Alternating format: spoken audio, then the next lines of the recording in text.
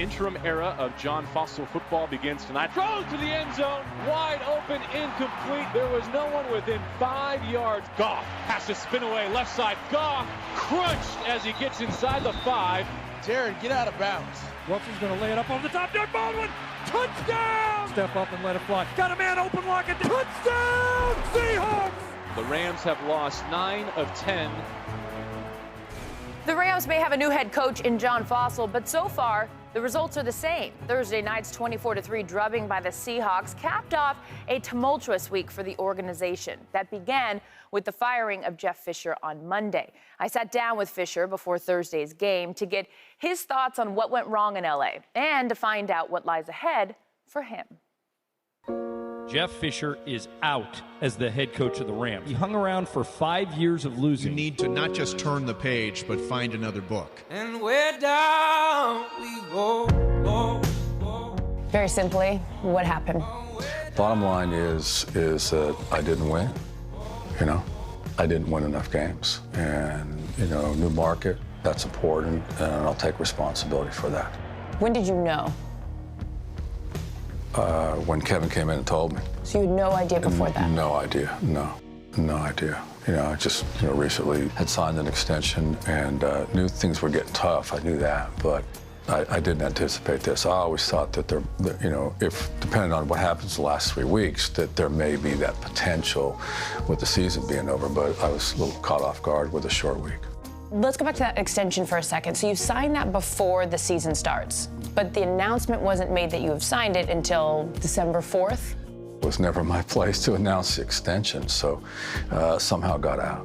And so then that became, an issue. None of it was handled appropriately, in my opinion. In this day and age, the successful teams in the National Football League are tight-knit. They work together, and they stay quiet.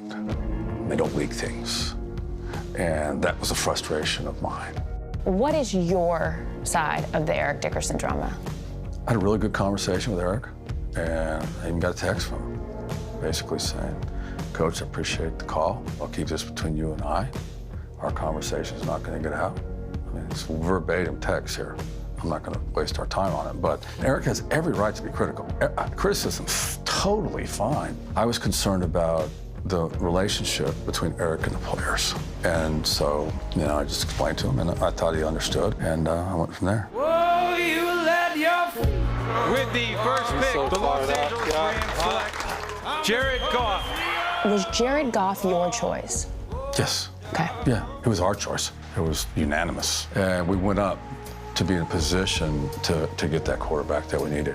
Why wait until week 12 for him to get the start? We did not want to rush Jared, but made the decision prior to the Jet game, in which we won, to go ahead and start Jared the next week. He's an outstanding young man, and he's going to be the face of this franchise. Franchise quarterback. Franchise quarterback, no doubt. He's going to be fine. He's going to be fine, but fans are impatient. And so when they look at the offense, last year it ranks 32nd. When they look at the offense this year, 32nd. What was the issue offensively for you guys? It's been the number of quarterbacks that we have played with, number one. And then I have to take responsibility for, from a coaching side, in that we just didn't get it done, bottom line. When you're 32nd in the league in offense all year, there's an issue. Fill in the blank for me. Jeff Fisher was fired as the head coach of the Los Angeles Rams because? He didn't win enough games, and the organization has a much bigger picture. And I don't think I was ever part of seeing the new stadium.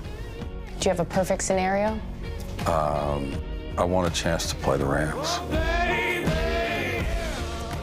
Boy, nice job on that, Chris. There's definitely hard feeling, Jeff. You can see that. Yes. The only thing that was strange to me is he admits about the contract extension and then says, but I know I was not part of the future. How do you get a contract extension and then they're just going to give you that for, it doesn't make sense. You're the only coach sitting up here, so I'll defer to you and say this. I mean, you know better than anyone, so you get the contract extension. He also mentioned he went out to the new stadium, looked at the new plans.